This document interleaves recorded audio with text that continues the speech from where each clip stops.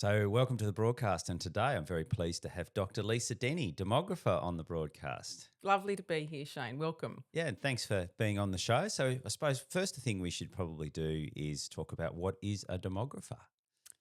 Very good question. Many people don't know what a demographer is. And essentially, I guess the formal definition of demography is the study of human populations, age, sex, migration, fertility rates, mortality rates, those sorts of things. And basically, there's a lovely quote that came out during the COVID times by David Bloom, who is one of the world's leading demographers, who said that basically demography is life and death and everything in between. And that's Right. essentially it. So while it's largely viewed quite statistically, it's actually quite an insightful study of humans and how we live and how we interact and how that we make the decisions that we do about whether or not to have children, where we live and why. But also how to provide services, where to provide them, planning. Yes, Yeah. essentially. So that the study of demography and how populations are changing help inform those decisions, yes. So, how did you end up being a demographer? What sort of journey, education journey and life journey to end up saying I'm Dr. Lisa Denny, demographer? Wow, that's how long have we got?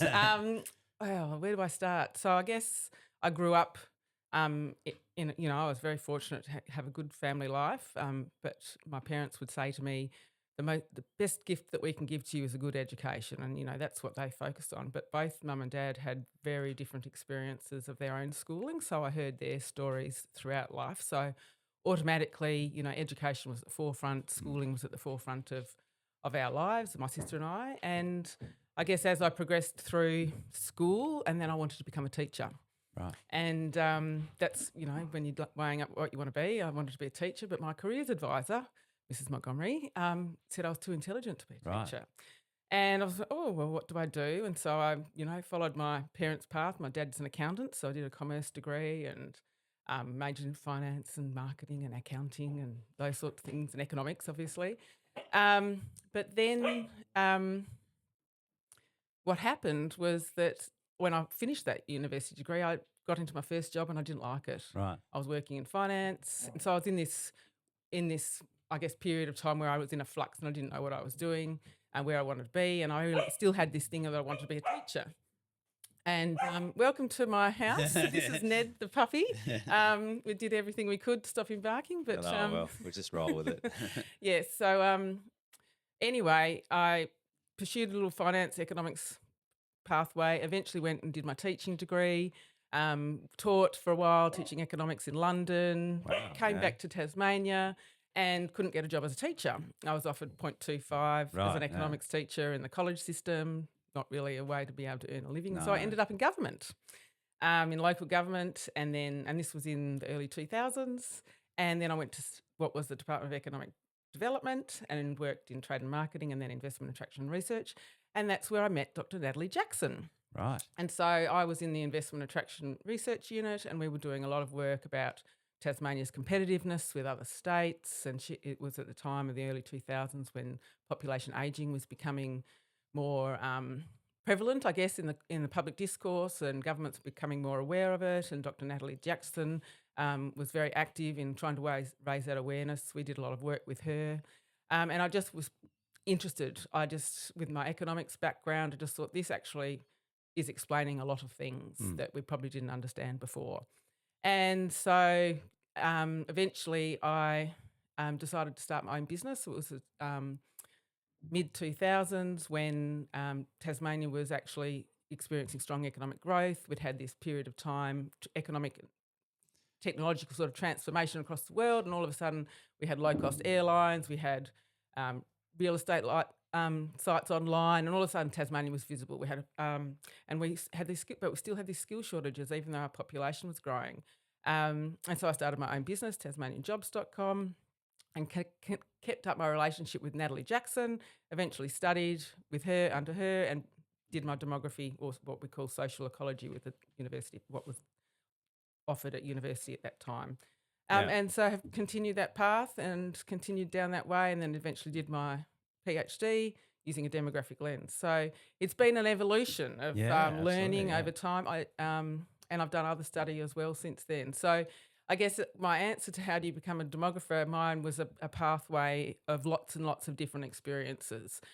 we don't in Australia actually offer a lot of demography discipline degrees anymore. In fact, there's only two universities in Australia that do that now. So that's really at a time when we probably need understanding of demography and why demography matters in our policy making and our investments decision making. We're not offering it as a discipline Yeah. anymore. So it's quite concerning. So what was the topic of your PhD? Oh, so I looked at skills utilisation in Australia in response to the 3Ps solution to population ageing. So essentially, my thesis, hypothesis was that we don't actually utilise the skills and educational attainment that we've already got here in Australia. It was an Australian level study, and that to grow the economy, there are other ways other than just population growth in order to do that. So yes, productivity is really important and labour force participation is really important, but the focus that the Australian government and other state governments have had has been on population growth as a form of increasing economic growth. But I argue that we can actually improve both productivity and labour force participation by focusing on utilising the skills that we have available to us. So what do you mean by that? Like taxi drivers who are actually qualified accountants Yes. should be working in accounting. And particularly, women in particular. So my study looked at how women and men were interacting and participating in the labour market compared with each other with the same level of educational attainment, same fields of study, and whether or not they had a partner and whether or not they had children or not. So essentially what we see is that women, once they have a partner, even before they have children, Right. they reduce their labour force attachment and also stop the career progression process. So they still have a really high level of educational attainment and experience, but they're not using it at the same level as what men of the same socioeconomic backgrounds have. So is that the case in Tasmania as well as the Australia? Where do we Yes. sit in that Yes, trend? very We're the much same so. or we're Very worse? Or?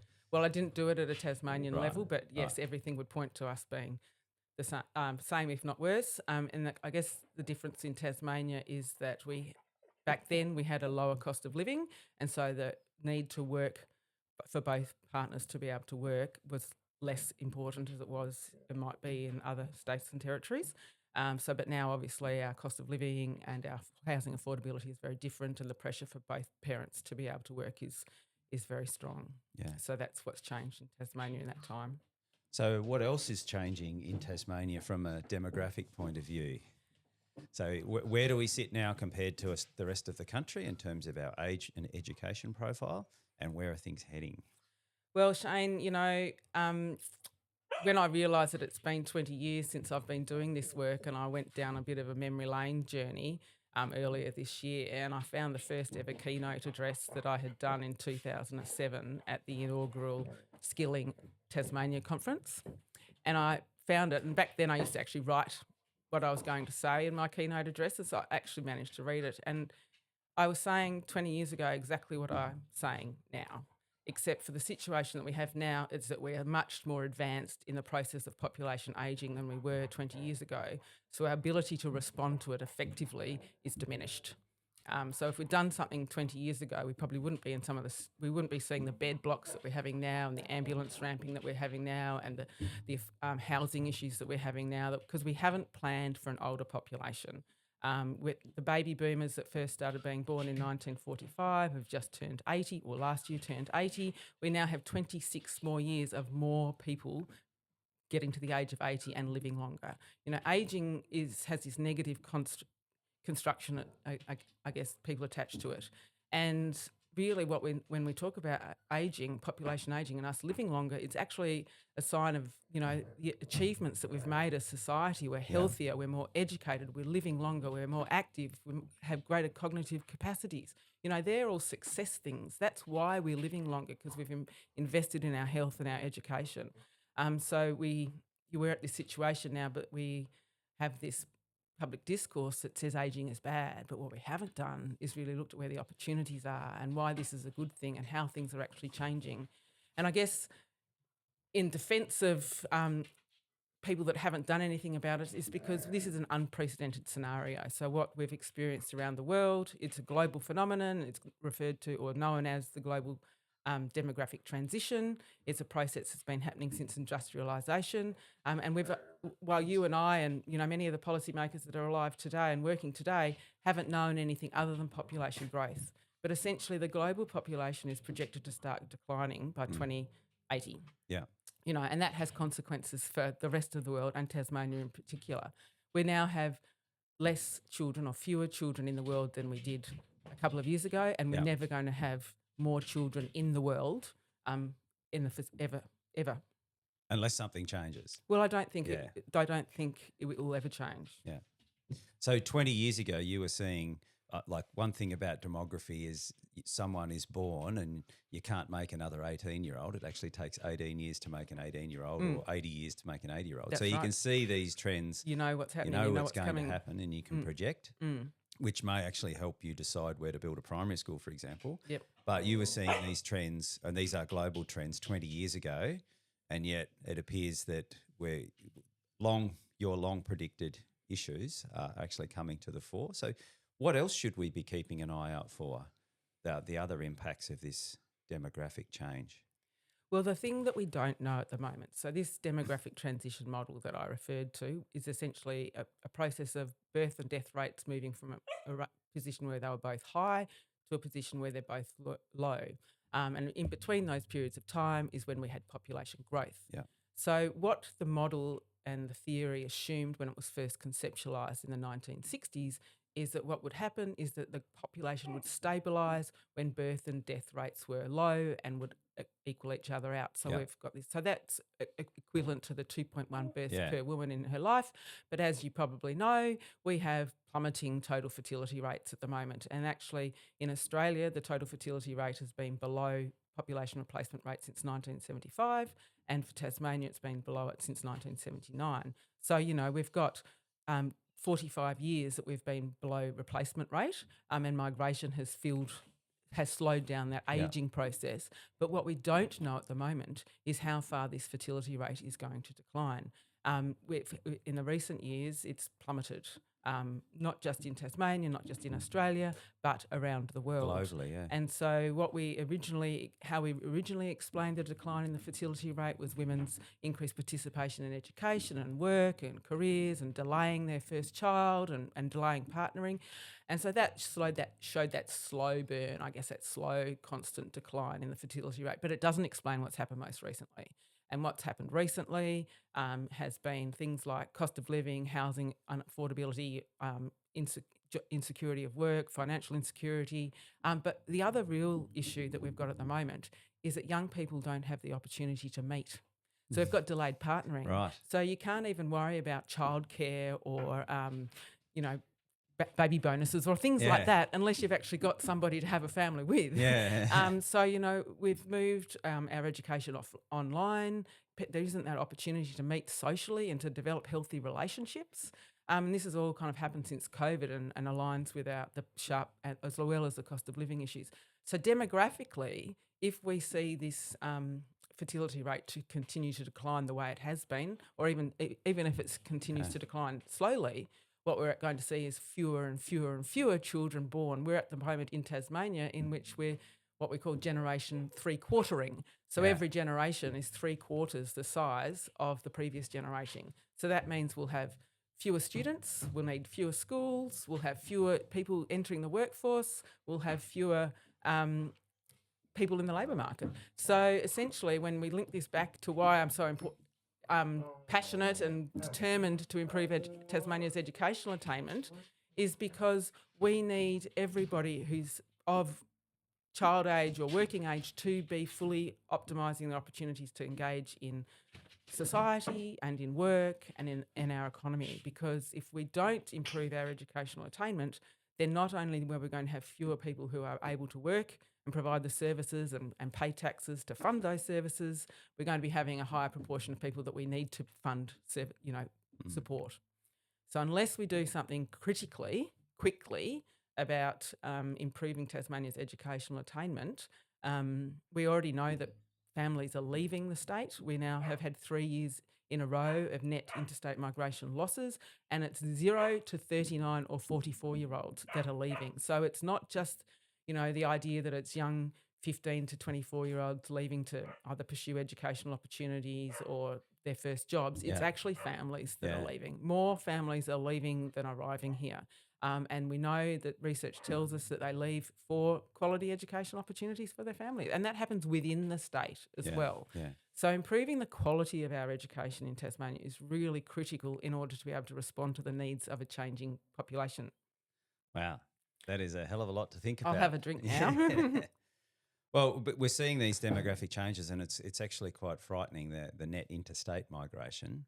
So people moving to the mainland, and but this is something that's been happening for a while. I think it's almost, especially from the northwest of Tasmania where I'm from, it's something that's generally accepted that children will move away to pursue some sort of further education. So one of the examples is my grandparents had in Burnie, Upper Burnie, they had 14 grandchildren born in Tasmania, and there was one later on the mainland, but 14 of us. And there's only 2 of us, my cousin Bill and I, are the only ones left on the northwest coast. And there's another 2 that are in Tasmania, and the other 10 are mainland or overseas.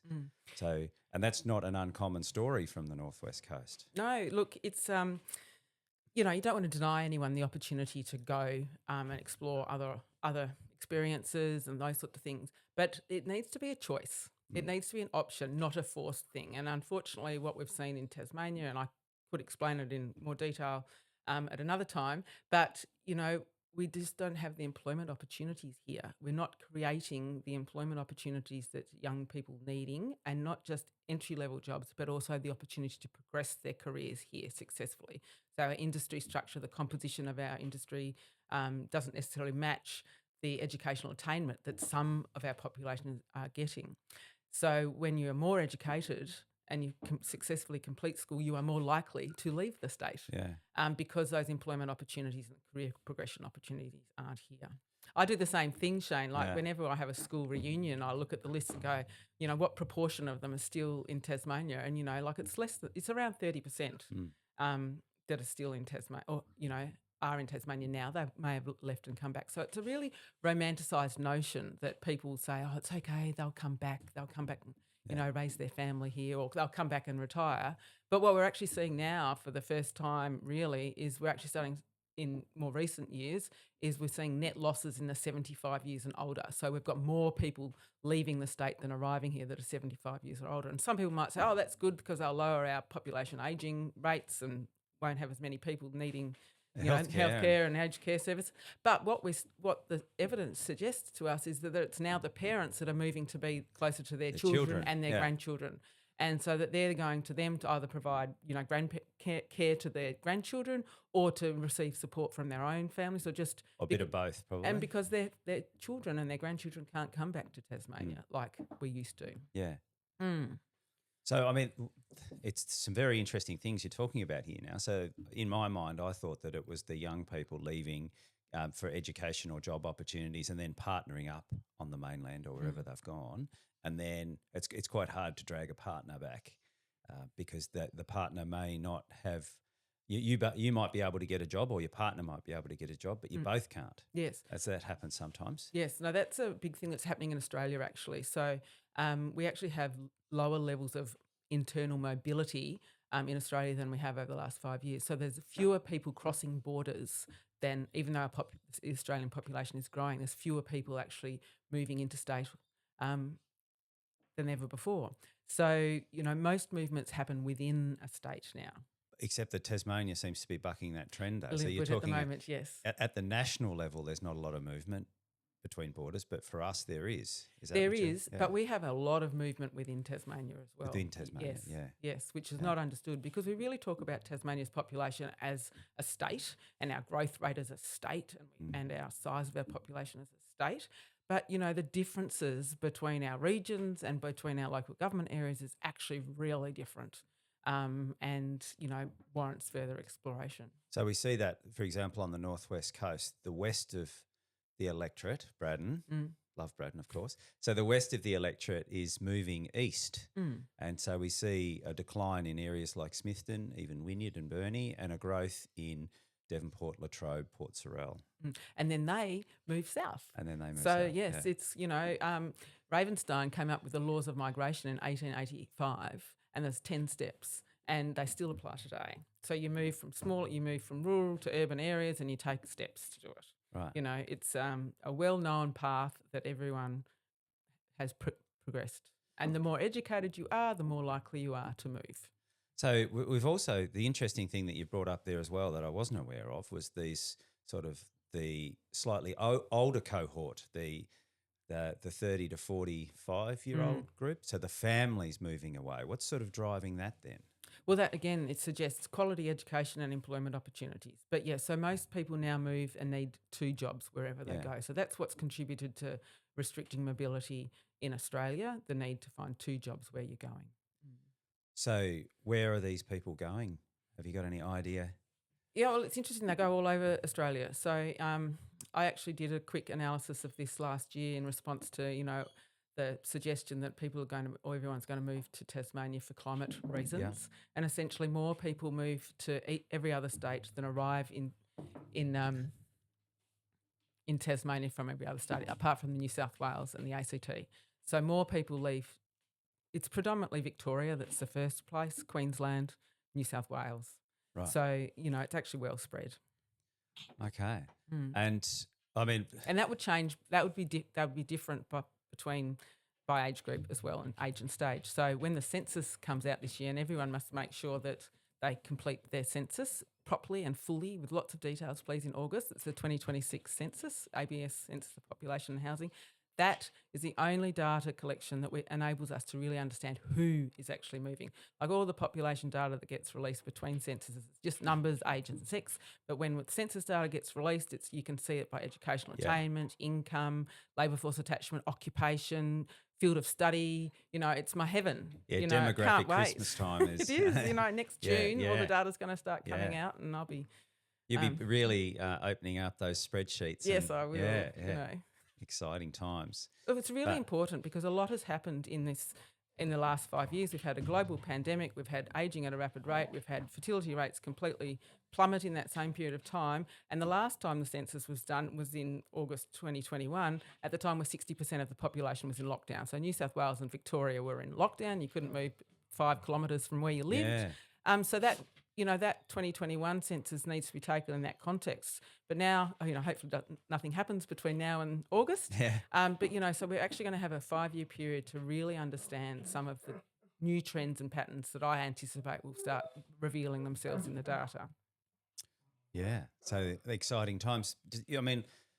So what does all these changes actually mean for Tasmania as a whole? We're seeing, you talked about that the ageing demographic is actually putting pressure on our health system. We're seeing a loss of younger people will be impacting our education system in a different way. So we'll have more people requiring health interventions, and as you get older, the health interventions in your last 2 years of life, I think, are probably more than the rest of your entire life. Yep. On statistically, but then also at the same time we'll be having fewer children coming through the education system. So what do these sorts of trends mean for, or is this something that we should try and turn around, or perhaps we can't? Well, the first thing, Shane, is that we need to acknowledge these things and really start looking at them at a systemic level, and actually not trying to come up with solutions yet, but let's actually really understand what these are. And then when we come up with solutions, because when people say demography is destiny, they assume that, our future is predetermined.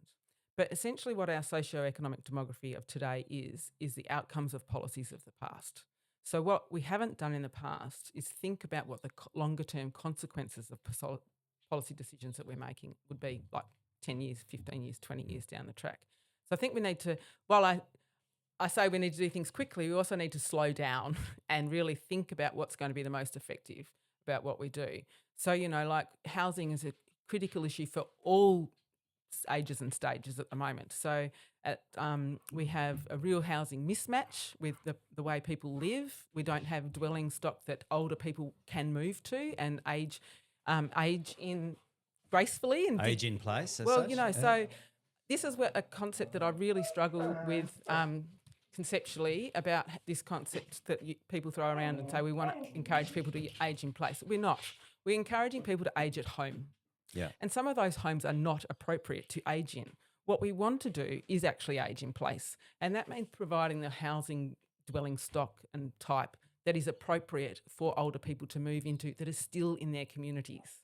So we're encouraging people to stay at home in places which might have high risks of falls, Stairs, yeah, baths, we need wider hallways and, rails to hold on to, those sorts of things. So many of our houses, and nearly 30% of our population lives alone, and most of those are old. The largest proportion of those are women, older women. Yes. Yeah. So a lot of the places in which people are living and aging in place, but really at home, is inappropriate for them, and it's high risk. And if people have falls, we talk about the trauma unit in the relatively new trauma unit at the Royal. Well, most of their traumatic injuries that they're dealing with are older people having falls at home. So they're not living in houses that are appropriate for them and comfortable for them to age in.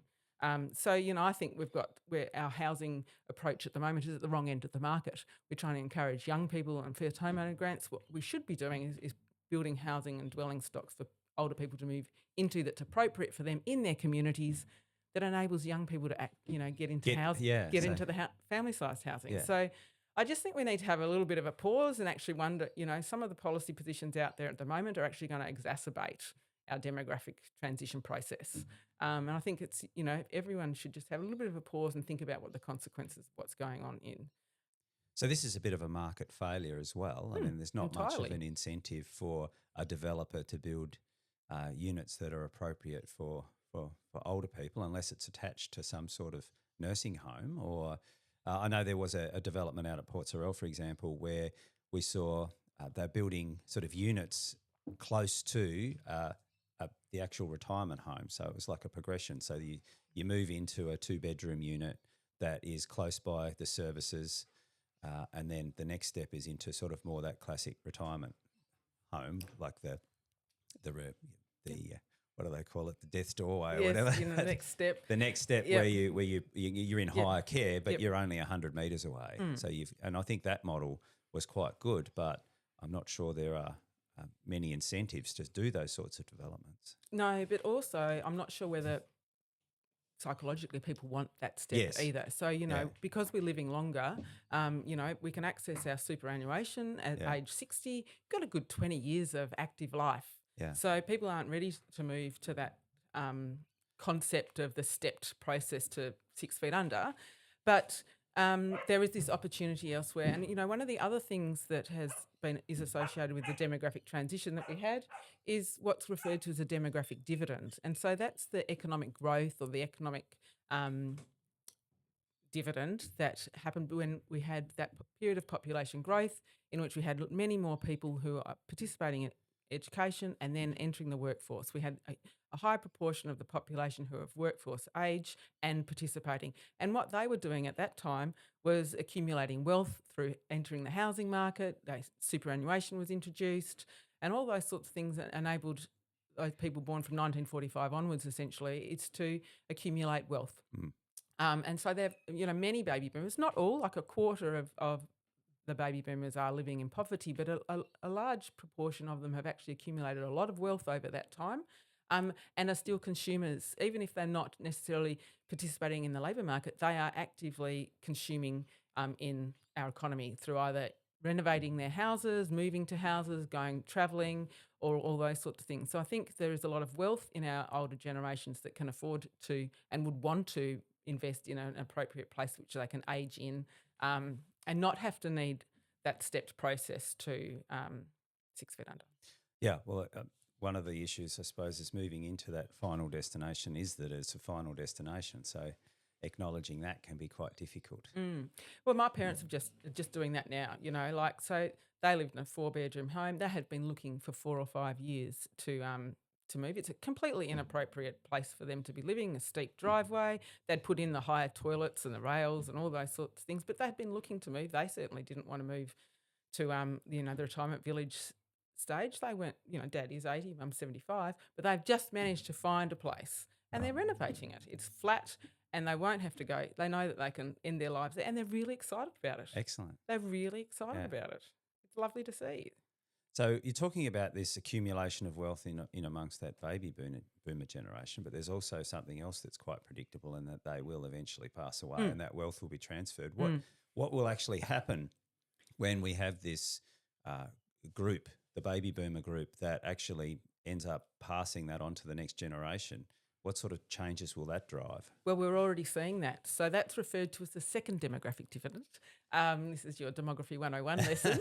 So the second demographic dividend is that wealth, generational transfer of wealth. So we're already seeing, even before they pass away, that these older, I hate using the term baby boomers, but everyone knows who I'm talking about, this older population who have benefited from, policy positions during their time, are passing on that wealth already by, providing housing deposits for their children to buy houses, or helping them with their mortgage payments, or they're providing the childcare so the parents can participate in the labour force. So that that transfer is already happening, either explicitly or implicitly, through some provision of care or through financial support. And when that and the risk is that just widens inequity further in Australia, and that's what's happening. And the risk is that it will continue to happen. So we'll get like a demographic split as well. So a wealth split, because the baby boomers who manage to accumulate a lot of wealth can pass that on. But the ones who are currently living in poverty, there's nothing to pass on, and so they're exactly. So and these are the challenges that are real, and we need to. It's good to see at the Australian government level that there is this focus on improving that intergenerational inequity, and it's going to be tough, I guess. They're going to have to make some tough decisions, but they are going to be hopefully think through the consequences of the decisions and what the demographic implications will be. But I think these are the conversations that we have to have. And now when I talk to older people, they many of them will acknowledge that they actually were. It was good times for them, and that they've done quite well, and they're prepared to support that. It's interesting as well that those baby boomers are probably more concerned about their grandchildren than their children, and so maybe very much adjusting their wills and so on to support their grandchildren into housing. Yes, and another interesting thing about Tasmania and our migration patterns is we do attract a lot of people to move here. We actually have a brain gain in Tasmania. We talk about this brain loss, or what do you call it? Brain drain. Brain drain. Thank you. I had a mental blank. Brain gain, because the people that move here tend to be more educated and have higher levels of income, and they're moving here, for our lifestyle and everything that we sell. They're not moving here to work. So if you look at the people that have moved here that are, aged between 20 and 64, this is from the last census data, 56% of them are actually in the labour market, and only 25% of them are actually working in jobs equivalent to their skill level. So, we're attracting, much more educated, wealthier, more progressive people to move to Tasmania for our lifestyle, and that's what we sell. We don't sell jobs. We don't value jobs in, the health sector or education sector as much as we value, male-dominated jobs in trades and mining and manufacturing. So, we can see that pattern in our age structure. Like we can see from the internal migration analysis that we've actually gained more men, 25 to 34, than we've actually lost women. Right. So if we're losing women, what are we losing? We're losing families. Future children. Yeah. They haven't had their children yet. Yeah. So when young people leave, not only do they take themselves, but they take their future children with them. So what sort of policy should we be putting in place? You've talked about we need to better plan for this ageing demographic that we absolutely know is here, and it's going to become a bigger problem. So we need to plan for that in terms of our health system. What else do we need to? We need a lot of things, Shane, and we need to know how they all work together. There is no one policy that will answer all these, provide solutions to all these challenges. But what the Tasmanian Labor government had in the mid-2000s with the Demographic Change Advisory Council, and so that actually started having that conversation at a state level with all the right people. Unfortunately, the global financial crisis hit, and that wasn't continued. But something like that is a really good place to start, because there isn't going to be one policy that's going to solve all these things. The whole range of things that are all going to be interdependent upon each other, and we need to think them through. So it's not just one policy response, it's a suite. Mm. The people that we really want are the families? Well, I say the best retention strategy that we'll have is the best attraction strategy that we could have. So if we can retain people here, if we understand why people leave and fix the problems about why our family age people are leaving, and if we focus on that, we can retain them. And those reasons will probably be reasons why people want to move here as well, Right. or share those same values. So and encourage like people to come here. But it also helps smooth out our population age structure. At the moment, we have a very oddly shaped age structure. It's got a waist. bumps and curves everywhere. Or is it more like an hourglass, is it? Yeah, well, there's multiple hourglasses, Yeah. isn't it now? So it's not easy to plan for. But the other thing that's really challenging not just in Tasmania is that population projections are much more difficult to do and be reliable and accurate because more than 80% of our population change is coming from migration. So when, last century, most of our population change was from natural increase, so more births and deaths. So you knew what age, like you said before, what age someone arrives in your location, in your area, 0, and you know what they're going to need essentially over their life stages. So you can plan pretty confidently for that, provided they don't leave. So you can plan infrastructure and services around that. Now that 80% or more actually, in Tasmania's case, is coming from migration, so either interstate or overseas migration, we don't know what age they're coming here, why they're coming here, where they're going in the state.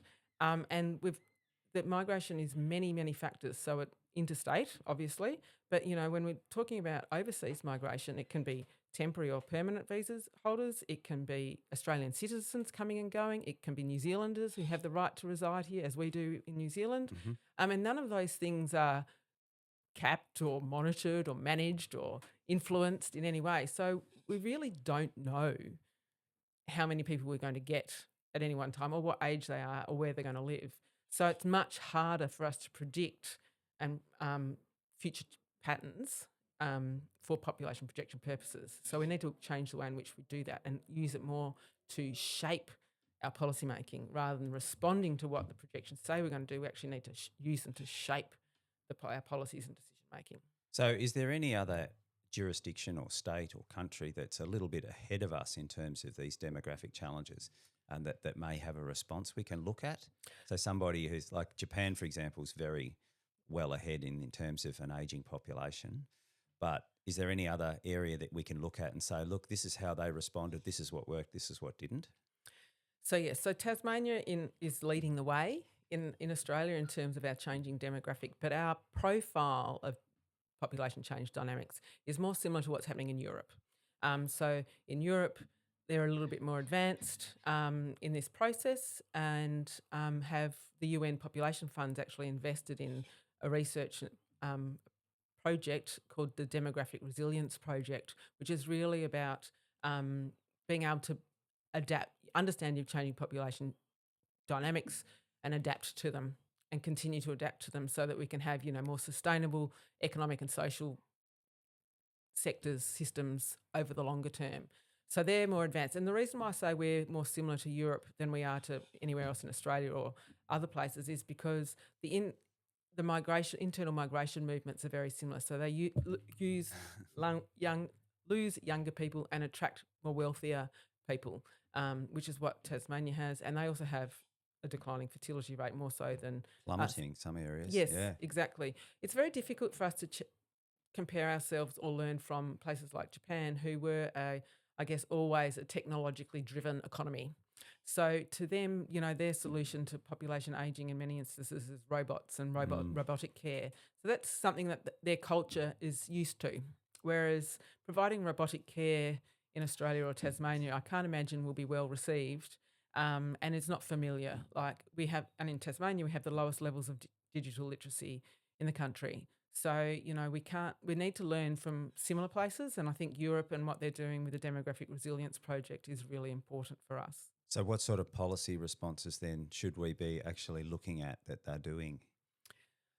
So whether it is about catering to ageing Yeah. populations, so actually meeting the needs, you seeing those opportunities, so investing in health innovation and research and those sorts of things like making care at home and reducing risk and preventative health is obviously a really critical Right. issue. But then at the other end, the total fertility rate, actually enabling people to have agency over their decisions to have children and creating the environment which encourages and supports people achieve their fertility intentions. So there's also a big difference between the total fertility rate and the number of children people want to have. And so what we know is that people aren't actually achieving the number of children they want to have. So they're having less children than they wanted to. So how do we go about fixing that gap and enabling people to do that?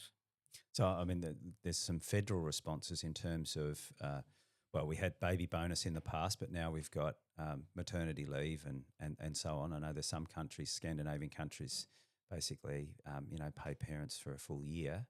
So those sorts of responses, have they been effective? So like we mentioned before, so 2 points I'll make about that is, like we mentioned before, mental blank. Or the paid maternity leave. Yeah, so the paid maternity, the problem that we have is that people aren't meeting. Yes. So, all the paid parental leave and childcare opportunities in the world aren't going to be worth much if you're not actually partnering and having a child to start with. So we've got that challenge to start with. But then the second thing about what's happened in Scandinavia, and this is one of the things that links back to my skill utilisation and my PhD research, is that what Scandinavian countries offered was people to stay working full time, get their superannuation entitlements, get full pay, all those sorts of things. But you and I have children.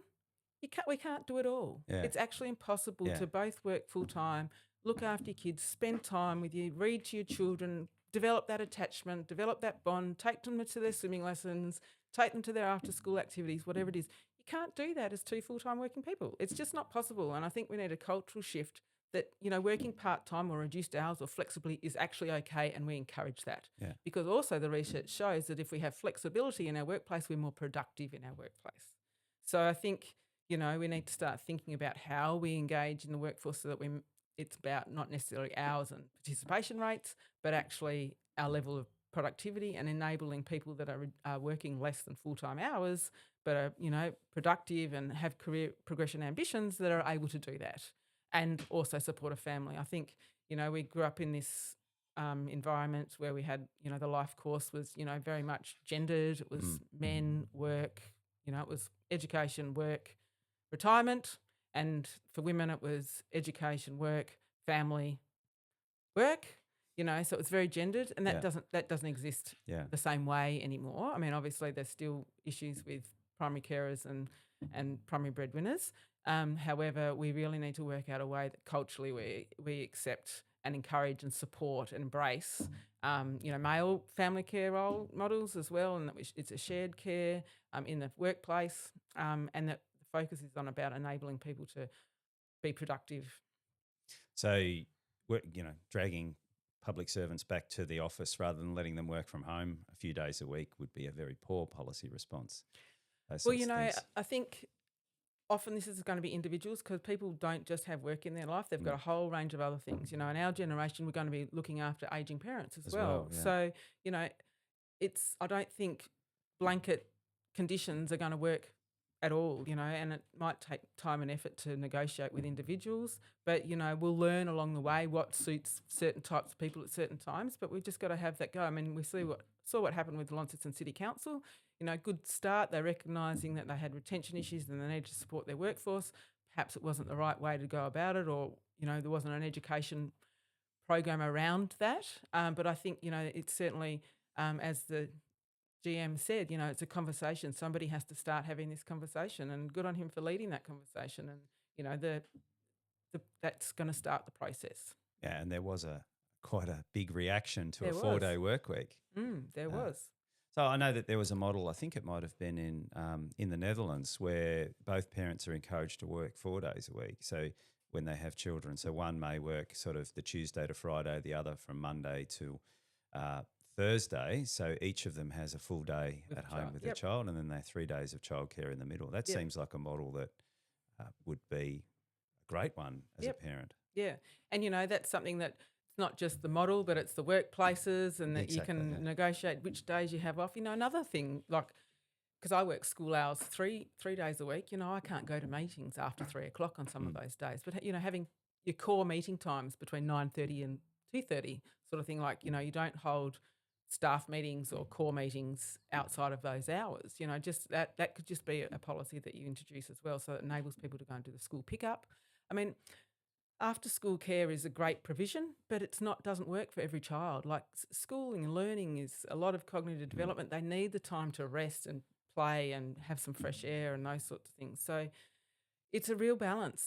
My honours thesis that I first did in 2007, which started me on this journey, was women and work. Basically, it was before I even had children, so I knew what I was letting myself in for before I went down that path. But essentially, what my conclusion was is that we haven't got the policy settings right. We didn't in 2007, and we don't in 2026. So 20 odd years later, is that we haven't worked out how to balance economic production and demographic reproduction.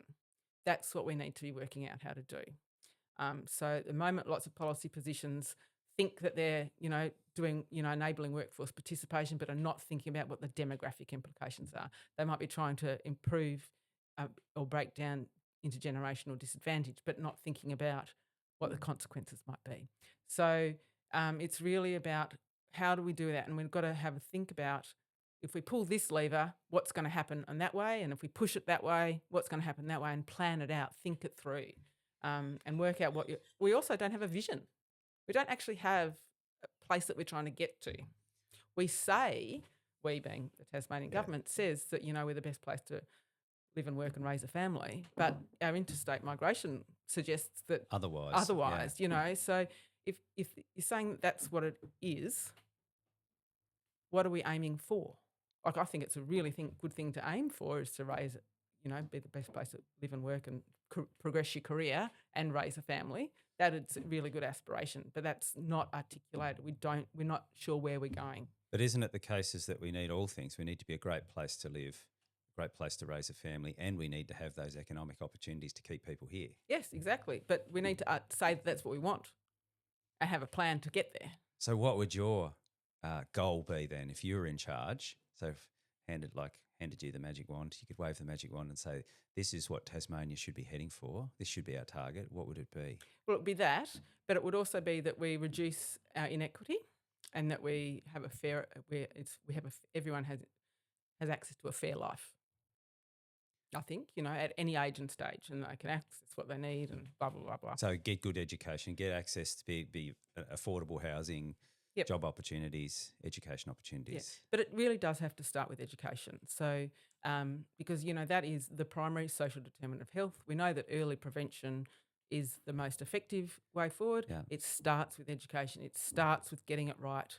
And, what we have in Tasmania is very poor educational outcomes across all year levels, retention, and pops out at the end as either poor retention, doesn't finish year 11 and 12, or doesn't successfully complete a TCC. And there's, many people that will argue about the definition of success and, all those sorts of things. I want to move beyond that and actually just say we need a quality education, because we need everybody to be able to participate in our societies and in our economy, and to achieve what they want to achieve. And the low-skilled jobs are disappearing at a very, very high rate.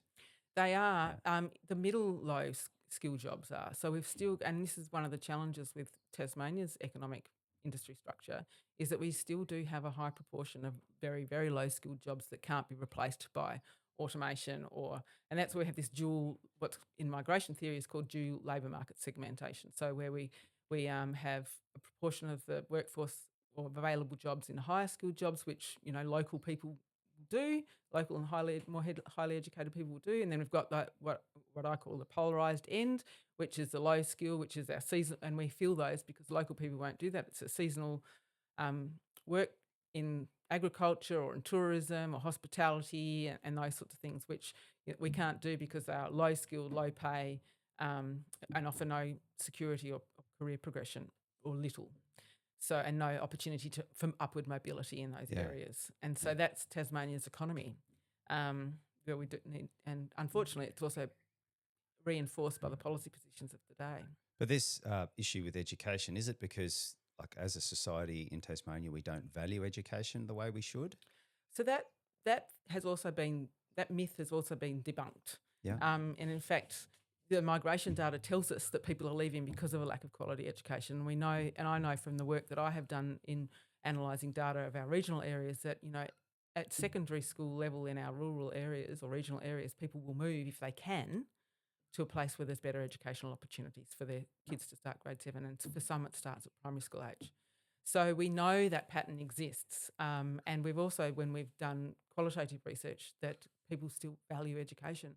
They, in some instances, people do fear it though as well, because they know that it will take their children away from them. Yeah. So it's not that they don't value it, it's that they fear it because we can't offer them anything to stay here once they get educated. So Another myth we just need to nail on the head and get rid of, you know, like. But I suppose if people are moving to find the education opportunities they want for their children, we have to take into account sort of the people that are left behind who don't make that choice. Yes. So it's another thing that I say is that migration is a privilege.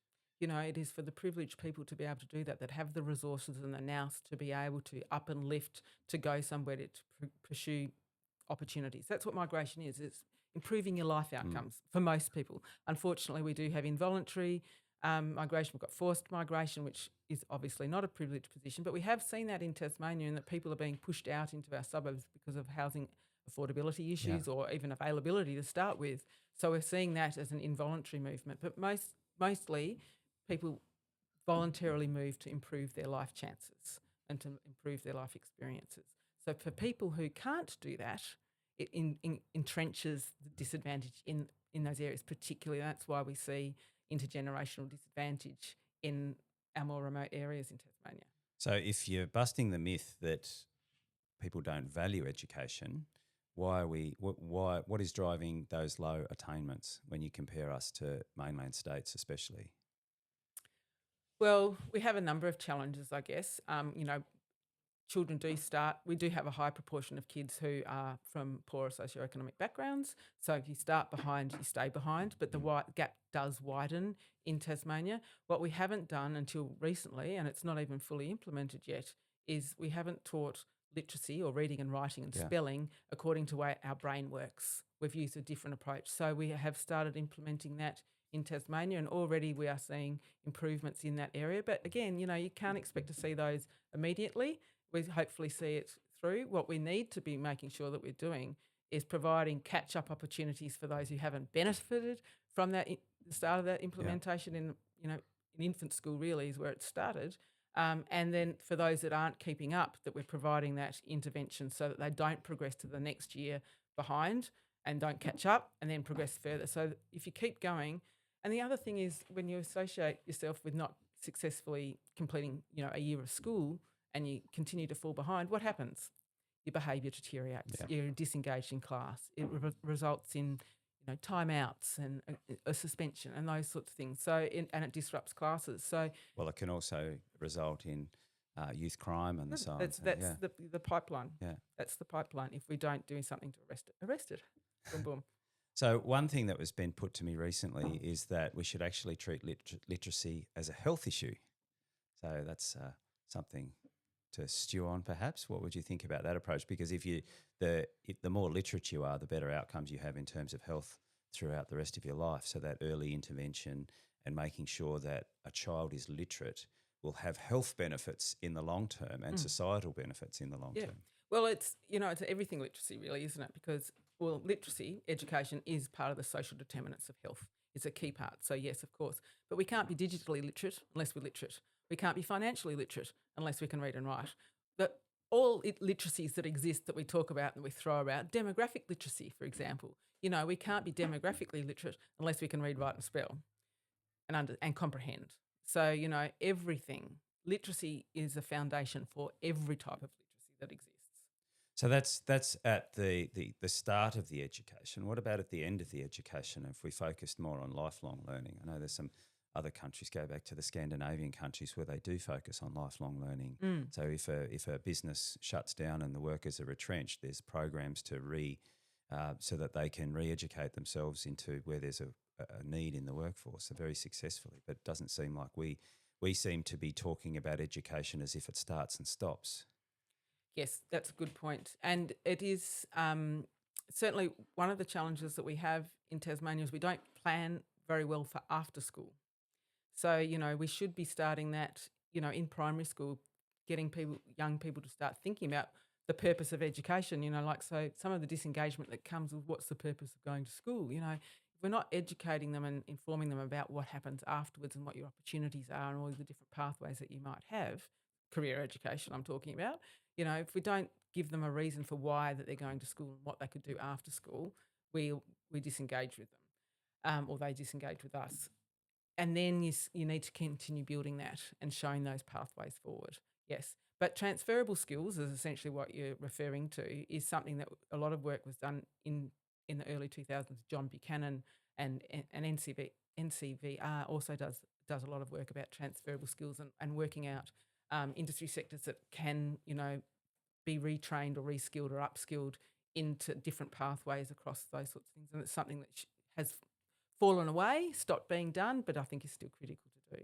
But there's some things like I've spoken to other people about, which is once upon a time we had a very good night school program where people could upskill in their own time. So most of the accountants, the older accountants on the Northwest Coast, were probably started off as a bookkeeper and then worked their way through diploma, through the night school, and then finished off with a year or two of university education to become fully qualified accountants. That pathway seems to have completely gone. I don't know about that. I think it's not night school in a physical location, but their online options are certainly available to do those sorts of things. And I know people do that. It's about again. It comes down to knowing what these options actually are, and they're hard to find in the World Wide Web of so much information. It's difficult to find, and you do have to have, I guess, that personal agency to want to do that.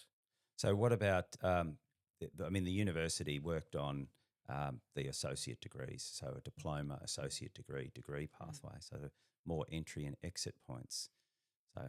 So what happens if we had an education system that was better integrated where you could take these steps? So one of the issues when you move to university is this high dropout rate. So people get to university, there's a whole big life change, there's a social scene, you might have moved away from home, there's financial pressure, and a lot of people drop out and think, well, I'm halfway through my first year and I've got 3 or 4 years to go. I don't think I could make it. Whereas if they had something at the end of the first year, so if your degree was structured, so you do 1 year, you get a diploma, you do another year, you get an associate degree, you do another year, you get a degree. So then there's those shorter steps that people might actually stay in the system a bit longer. But I'm not sure where the university's at with that concept anymore.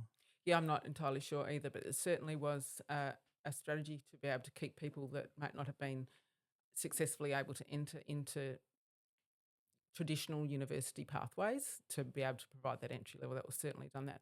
I think, and I don't know, but enabling people to enter without an ATAR and the personal competency sorts of assessments might have replaced that opportunities. But yes, I think retention and maintaining attachment to your learning journey is really important. I think one of the biggest risks that we have in preventing this career pathway or the ability to get a ticket off and move on to the next one when you're ready is people are now saying, oh, AI is going to take over all this jobs. There's no point having career pathway aspirations because you never know what's going to happen. And that is the discourse that seems to be floating around at the moment in terms of careers. I'd suggest you still need your foundational knowledges. Yeah. You still need those ones. They're always going to matter.